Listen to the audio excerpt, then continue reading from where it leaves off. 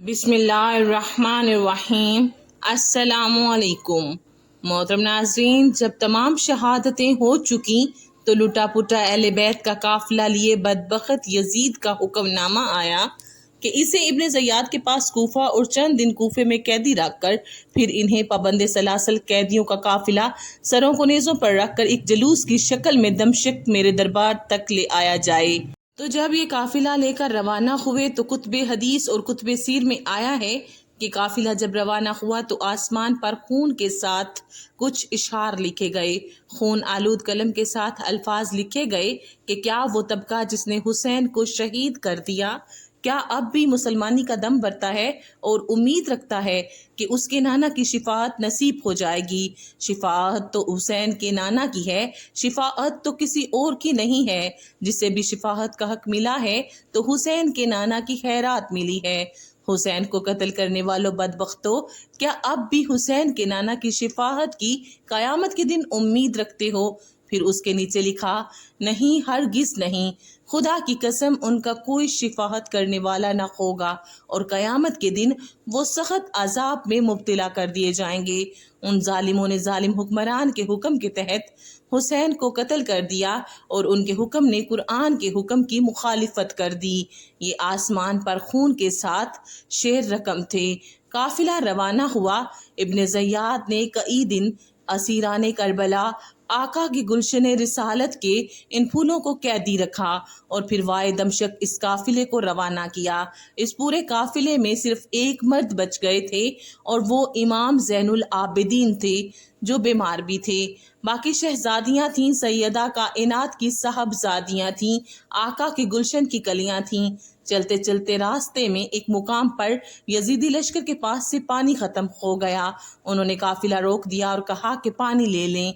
Yazidi काफिले का सरबरा जुलसाती धूप थी, सहरा था। उसने अपने लिए हैमा नस्ब करवाया।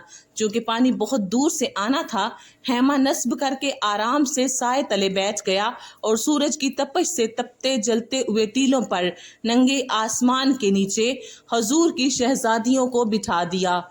पूरा काफिला इसी हाल में उनके पानी के इंतजार में धूप में तपता रहा। इमाम आली मुकाम इमाम हुसैन की प्यारी लख्ते जिगर सैयदा सकीना धूप में छोटी मासूम शहजादी ने देखा कि सहरा में एक छोटा सा टीला है जिसके साथ एक झाड़ी है और उसका छोटा सा साया है। चिलचिलाती धूप है। सैयदा सकीना उस धूप में उस साएदार छोटी सी झाड़ी में रेत का सरहाना बनाकर लेट गईं। सैयदा सकीना की आंख लग गई। झाड़ी की आड़ थी। पानी आया, यजीदियों ने आवाज दे दी, काफिला चल पड़ा। सैयदा सकीना कजावे में थी, इसलिए किसी को खबर ना हुई और सकीना को वहीं छोड़कर काफिला चल पड़ा। काफिला थोड़ी आगे गया तो आगे जिस शख्स के हाथ में इमाम आली मुकाम का सरे अनवर जिस नेज़े पर था वो उसके हाथ से छूटकर जमीन में गड़ गया। उन्होंने बहुत कोशिश की कि उसको उखाड़ कर आगे चलें, पर नेज़ा ऐसा जमा कि उसकी पूरी ताकत के बावजूद इमाम हुसैन का सरे अनवर आगे न चला। उसने और लोगों को बुलाया, लेकिन अब भी इमाम हुसैन का सर जिस नेज़े पर था वो आगे न चला। वो परेशान हो गए। वो सैयदना इमाम ज़ैनुल आबिदीन के पास गए और कहा कि क्या माजरा है, आपके बाबा का सरे अनवर आगे नहीं चलता। उनकी आंखें आबदीदा हो गईं।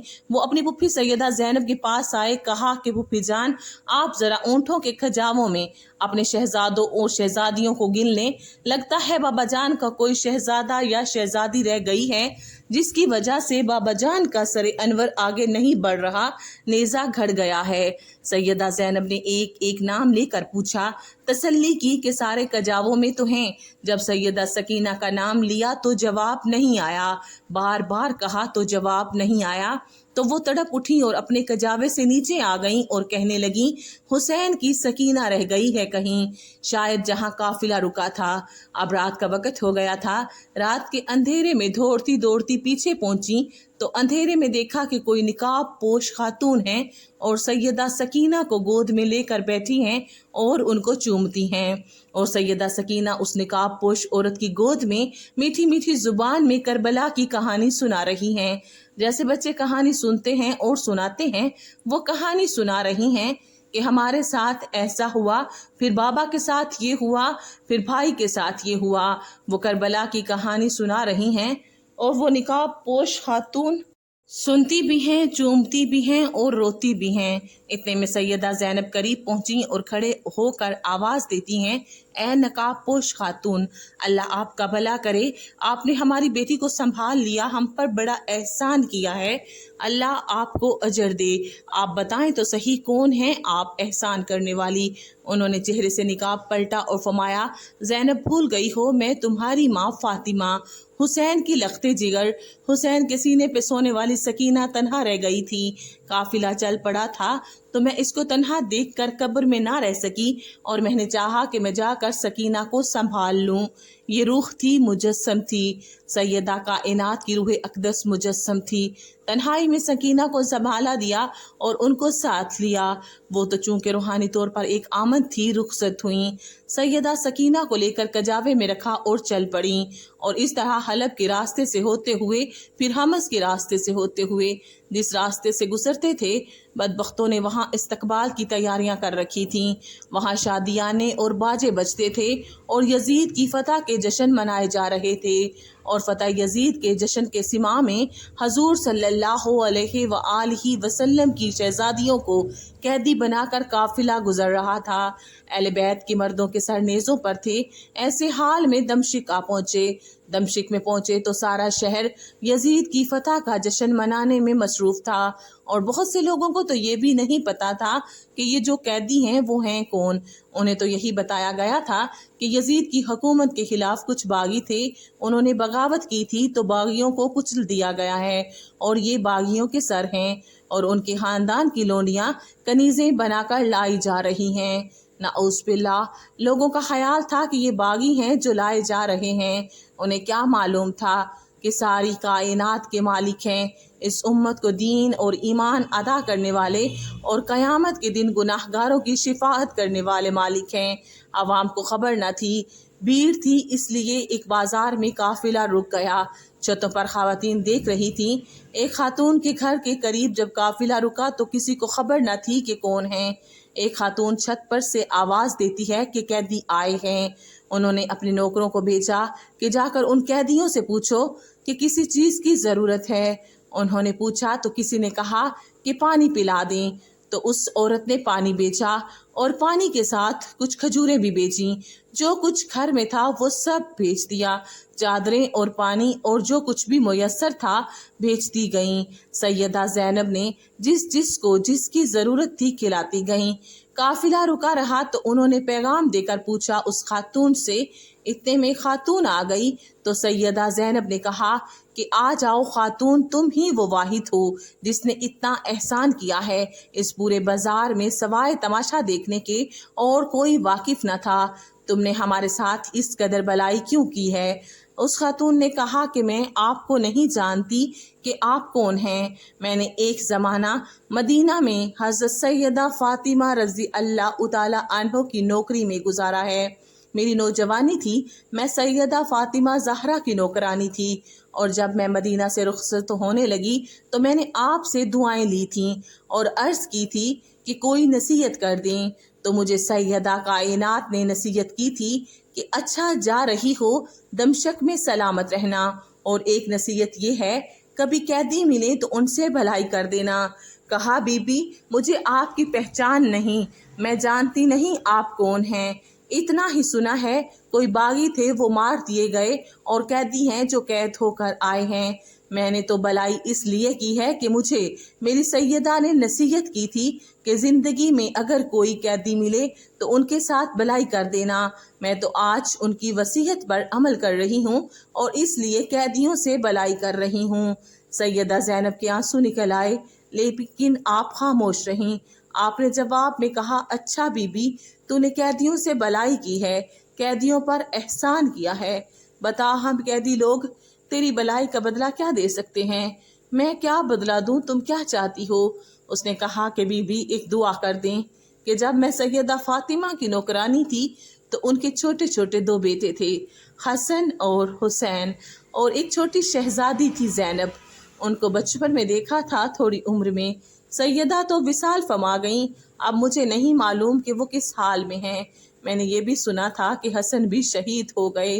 अब मेरी ये इल्तिजा है कि दुआ कर दें کہ میں کبھی زندگی میں سیدہ کائنات کے بیٹے حسین کو دیکھ لوں اور ان کی شہزادی سیدہ زینب کو دیکھ لوں، میری ان سے ملاقات ہو جائے، یہ دعا کر دیں۔ تو سیدہ زینب فرماتی ہیں، بی بی تیری دعا قبول ہو گئی۔ یہ نیزے پر حسین ہے اور یہ کہتی زینب ہے۔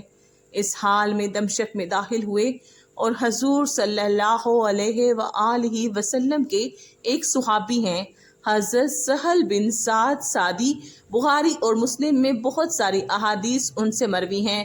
وہ بیان کرتے ہیں کہ میں کسی کام سے بیت المقدس جا رہا تھا۔ میں جب دمشق پہنچا تو وہاں عید کا سما تھا، ہر طرف شامیانے اور شادیانے تھے، عید کی خوشیاں تھیں اور جلوس تھے، جھنڈیاں تھیں، عجب سما تھا۔ میں نے لوگوں سے پوچھا کہ شام کے لوگوں، لگتا ہے تمہاری کوئی علاقائی عید ہے، سارے شہر کو تم نے دلہن کی طرح سجا رکھا ہے، کیا کوئی عید ہے جو اپنی روایت میں منا رہے ہو؟ انہوں نے کہا لگتا ہے کہ تم شام کے نہیں ہو۔ انہوں نے کہا میں مدینہ سے آیا ہوں، اس وقت عمر رسیدہ تھے۔ فرمایا کہ میں سہل ہوں، حضور صلی اللہ علیہ وآلہ وسلم کو میں نے دیکھا ہے، ان کی زیارت کی ہے اور آپ صلی اللہ علیہ وآلہ وسلم سے کچھ باتیں بھی سنی ہیں، تو میں نہیں جانتا یہاں کے حالات۔ انہوں نے کہا تمہیں معلوم نہیں کہ یہاں باغی تھے، انہوں نے یزید کی حکومت کے خلاف بغاوت کی تھی، باغیوں کے سر کچلے گئے ہیں اور یہ ان کے سر ہیں اور یہ ان کی عورتیں ہیں جو کنیز بنا کر لائی گئی ہیں، معاذ اللہ۔ انہوں نے آگے جا کر دیکھا کہ یہ باغی کون ہیں، انہوں نے تو مدینے کی گلیوں میں حضرت امام حسین کو آقا صلی اللہ علیہ وآلہ وسلم کے کندھوں پر سواری کرتے دیکھا تھا اور آقا کے سینہ اقدس پر کھیلتے اور زبان کو چوستے اس دور میں دیکھا تھا، اور بعد ازاں پوری جوانی ان کی نظر میں گزری تھی، پورے 50 برس نگاہ کے سامنے تھے، مگر گرد آلود تھا چہرہ انور۔ آگے جا کر قریب دیکھا کہ یہ باغی کون ہیں، دیکھ کر کسی کو کہتے ہیں کہ ان کی شکل تو حسین کی طرح نظر آتی ہے۔ حضور صلی اللہ علیہ وآلہ وسلم کے شہزادے امام حسین کے ساتھ بڑی مشابہت ہے۔ ساتھ ہی شامی کھڑا تھا، کہنے لگا کہ تمہیں پہچان نہیں، یہ خود حسین ہیں۔ چیخ نکل گئی اور رو پڑے، رو کر کہنے لگے یہ قافلہ کہاں جا رہا ہے؟ وہ کہتے ہیں کہ میں اس قافلے کے ساتھ چل پڑا اور دربار یزید تک ساتھ گیا، اور جو کچھ دربار میں ہوا میں بیان نہیں کر سکتا۔ اس دربار میں بدبخت یزید شراب میں دودھ شطرنج کھیل رہا تھا۔ جب قافلہ پیش ہوا تو ساری شہزادیوں اور امام زین العابدین کو کھڑا کر دیا گیا، تو یزید اس وقت آ کر بیٹھا اور ایک ایک کا نام لے کر پوچھا یہ کون ہے، یہ کون ہے، وہ کون ہے؟ سیدہ سکینہ جو کہ چھوٹی سی عمر 4-5 سال کی، ہاتھوں سے اپنا چہرہ چھپاتی ہیں، وہ بدبخت پوچھتا ہے یہ کون ہے جو چہرہ چھپا رہی ہے؟ کسی نے جواب دیا کہ یہ سیدہ سکینہ ہے، حسین کے سینے پر لیٹنے والی شہزادی ہے۔ اس بدبخت نے پوچھا یہ خود کیوں نہیں بولتی، بتاؤ کون ہو؟ وہ سیدہ زینب کے ساتھ لپٹ گئیں۔ یزید نے پھر پوچھا کہ بتاؤ کون ہو؟ وہ پھر سیدہ زینب کے ساتھ لپٹ گئیں۔ تو یزید نے پوچھا بولتی کیوں نہیں ہو؟ سیدنا امام زین العابدین بولے بدبخت اس کے گلے کی رسی کا گھیرا بہت تنگ ہے، اس سے بولا نہیں جا رہا، کوئی اس رسی کے گھیرے کو کھولے تو یہ بات کرے۔ یزید نے کسی کو بھیجا کہ اس کے گلے کی رسی کو کھول کر کشادہ کر دو۔ آپ پھر دوڑ کر سیدنا امام زین العابدین کی گود میں چلی گئیں۔ فرمایا مر جائے گی شہزادی، یہ بطول زہرا کی بیٹی ہے لاڈلی، کسی غیر مرد کا ہاتھ نہیں لگ سکتا۔ اس نے کہا پھر خود ہی کھول دو۔ آپ نے رسی کا گھیرا کھولا تو یزید نے پوچھا کہ چہرہ کیوں چھپاتی ہو، بولتی کیوں نہیں؟ فرمایا کہ تم جیسے بدبختوں سے چہرہ نہ چھپاؤں تو کیا کروں؟ اس نے کہا کہ سکینہ کیسا پایا ہمارا منظر؟ سیدہ سکینہ نے فرمایا یہ جو دیکھ لیا سو دیکھ لیا، قیامت کے دن جو ہمارا منظر ہونے والا ہے اس کی بھی تیاری کرو، قیامت کے دن جو ہماری باری آنے والی ہے اس کی بھی تیاری کرو۔ اہل بیت کے اس قافلے کو قیدی بنا دیا گیا، امام عالی مقام کے سر انور کو الگ، امام زین العابدین کو الگ، اور خانوادہ اہل بیت کو ایک جگہ اور شہدائے کربلا کو ایک طرف رکھ دیا گیا۔ اس طرح کچھ وقت گزرنے کے بعد کچھ ایسے واقعات ہوئے کہ اس نے محسوس کیا کہ اہل بیت کے قافلے کو یہاں رکھنا مناسب نہیں، ان کا قیام اس کی حکومت کے خلاف کوئی بڑی بغاوت کا پیش خیمہ بھی ثابت ہو سکتا ہے۔ اس نے فیصلہ کیا کہ ان کو واپس مدینہ بھیج دیا جائے۔ امام زین العابدین کو کہا کہ سارے قافلے کو جمع کر لیا جائے اور انہیں مدینے لے جایا جائے۔ امام زین العابدین نے کہا ہمیں ہماری چیزیں جو تم نے لوٹی ہیں واپس دے دو۔ اس نے کہا کہ لوٹا ہوا مال واپس نہیں کیا جائے گا۔ اس حال میں امام حسین کی ایک اور صاحبزادی ہیں سیدہ فاطمہ بنت حسین، وہ کھڑی ہیں۔ ایک شامی دربار میں اچانک آیا۔ ان کی حالت دیکھ کر اس نے سمجھا کہ یہ جو باغی قتل ہوئے ہیں یہ ان کے خاندان کے لوگ ہیں جو لونڈیاں اور غلام بن کر آئے ہیں۔ اس نے اسی مغالطے میں یزید سے فاطمہ بنت حسین کی طرف اشارہ کر کے کہا کہ یہ جو کنیزیں آئی ہیں ان میں سے یہ لونڈی مجھے دے دو۔ یہ سن کر سیدہ فاطمہ بنت حسین چیخ کر اپنی پھپھی سیدہ زینب کے دامن سے لپٹ گئیں اور رو رو کر کہنے لگیں کہ پھپھی جان کیا اب ہمیں کنیزیں بھی بنایا جائے گا؟ فرمایا بیٹا گھبراؤ نہیں، یہ جرأت نہیں کر سکتے، یہ حرام ہے، نہ ان کی جرأت ہے یہ کر سکیں اور نہ اس بدبخت ملعون یزید کی جرأت ہے کہ یہ کر سکے۔ یہ سن کر یزید طیش میں آ کر بولا کہ میرے اختیار میں ہے، اگر چاہوں تو تم سب کو کنیز بنا دوں۔ آپ رضی اللہ تعالی عنہ نے فرمایا کہ ملعون جب تک تم میرے نانا کے دین کا نام لیتے ہو تم یہ نہیں کر سکتے، جب تک میرے نانا کی شریعت کا نام لیتے ہو تم یہ ظلم نہیں کر سکتے۔ جب اتنا کلام سیدہ زینب کا سنا تو اس شامی کو اندازہ ہو گیا کہ یہ تو پیغمبر اسلام کی شہزادیاں لگتی ہیں، اس بات کی اسے خبر نہ تھی۔ اس نے کہا کہ یزید لعنت ہو تم پر، تم نے حضور کی شہزادیوں کا یہ حال کر رکھا ہے۔ میں تو سمجھا تھا کہ کیسر روم کے دربار سے روم کی کوئی بغاوت سر ہو کر آئی ہے اور یہ ان کی کنیزیں ہیں، یہ مصطفیٰ کی شہزادیاں ہیں، ساری کائنات ان کی کنیز ہے۔ جب اس نے کہا کہ لعنت ہو تم پر یزید، تو یزید نے اسی وقت جلاد کو حکم دیا کہ اس کا سر قلم کر دیا جائے۔ امام زین العابدین نے کہا کہ ہماری کچھ چیزیں جو تم نے لوٹی ہیں وہ واپس کر دو، ہم واپس مدینہ چلے جائیں گے۔ یزید نے کہا کہ لوٹا ہوا مال واپس نہیں ہوگا، تمہیں زیادہ سفر کے طور پر کچھ دینار دے دیتے ہیں۔ امام نے فرمایا کہ ہم لعنت بیچتے ہیں تمہارے دیناروں پر، اور نہ ہی ہمارے پاس کوئی مال تھا جو تم نے لوٹا، بس کچھ چیزیں ہیں ہمیں واپس کر دو، باقی چاہے اپنے پاس رکھ لو۔ وہ چند چادریں ہیں جو ہماری اماں فاطمہ کے ہاتھ کی بنی ہوئی ہیں، کچھ کپڑے ہیں جو ہماری اماں فاطمہ کے ہاتھ کے بنے ہوئے ہیں، اور ان کا ایک گلوبند ہے جو اپنی شہزادی کو پہنایا تھا، وہ واپس کر دو۔ ہم تو 3 یادگاریں سیدہ فاطمہ کی واپس چاہتے ہیں تاکہ تمہارے پاس نہ رہیں۔ وہ تینوں چیزیں واپس لے لی اور قافلہ روانہ ہو گیا، اور چلتے چلتے کربلا 3 دن شہدائے کربلا اور امام عالی مقام کے مزارات پر تعزیت کے لیے قیام کر کے واپس مدینہ پہنچا۔ جب مدینہ کے باہر پہنچے تو آگے مدینہ میں داخل ہونے کی سکت نہ تھی، نہ امام زین العابدین میں سکت تھی اور نہ ہی سیدہ زینب میں۔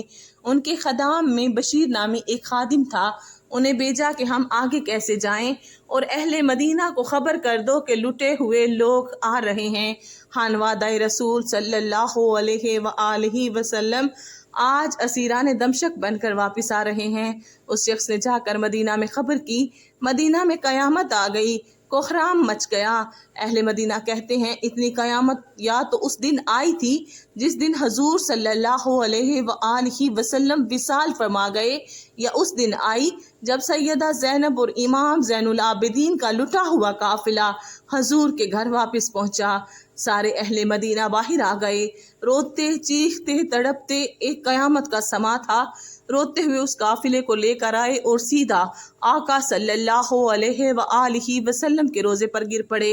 امام زین العابدین اور سیدہ زینب روتے ہوئے آپ صلی اللہ علیہ وآلہ وسلم کی قبر انور پر گر کر عرض کرتے ہیں کہ نانا جان، آپ کا حسین قتل کر دیا گیا ہے جو آپ کے کندھوں پر سواری کرتا تھا، اور جب گئے تھے تو آپ کا ہرا بھرا خاندان تھا، آج لٹ کر واپس آئے ہیں۔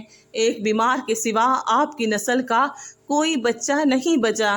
یا رسول اللہ، امام عالی مقام نے اپنے نانا کے ساتھ کیا ہوا وعدہ پورا کر دیا، ان کے کندھوں پر کرائی گئی سواری کا بدلہ آج چکا دیا۔ ان کی زبان چوسنے کے نتیجے میں پیاسا رہ کر زبان چوسنے کے احسان کا بدلہ چکا دیا، اور آقا صلی اللہ علیہ وآلہ وسلم کے دین کی حفاظت اور دین کے گلشن کی آبیاری اپنے خون سے کر دی۔ امام علی مقام نے اپنا فرض ادا کر دیا۔ قافلہ مدینہ آنے کے بعد امام زین العابدین نے ساری زندگی ایک تنہا جگہ پر گزار دی، عبادت کرتے رہتے اور روتے رہتے، اتنی کثرت سے روتے کہ کسی نے پوچھا آپ اتنا کیوں روتے ہیں؟ تو آپ نے فرمایا کہ حضرت یعقوب کا تو ایک یوسف کھو گیا تھا، وہ رو رو کر نبینا ہو گئے تھے اور ان کے غم میں ان کی بینائی چل بسی۔ میرے مصطفیٰ کے تو سارے یوسف ہی چل بسے ہیں، گلشن مصطفیٰ کے تو سب ہی یوسف گم ہو گئے ہیں۔ محترم ناظرین، حسین سے محبت کرنا، حسین کا غم کرنا، حضور کے اہل بیت اور خانوادے کا غم کرنا، ان سے محبت کرنا، غم حسین، غم اہل بیت میں آنسو بہانا، یہ باعث بخشش ہے، باعث مغفرت ہے، گناہوں سے بخشش کا سبب ہے، آقا کی بارگاہ میں قربت کا سبب ہے اور حضور کی شفاعت کا سبب ہے۔ آخر میں اللہ رب العزت سے یہی دعا ہے کہ اللہ پاک ہمارے دلوں میں اہل بیت اور نبی پاک صلی اللہ علیہ وآلہ وسلم سے سچی محبت کرنا نصیب فرمائے۔ آمین ثم آمین یا رب العالمین۔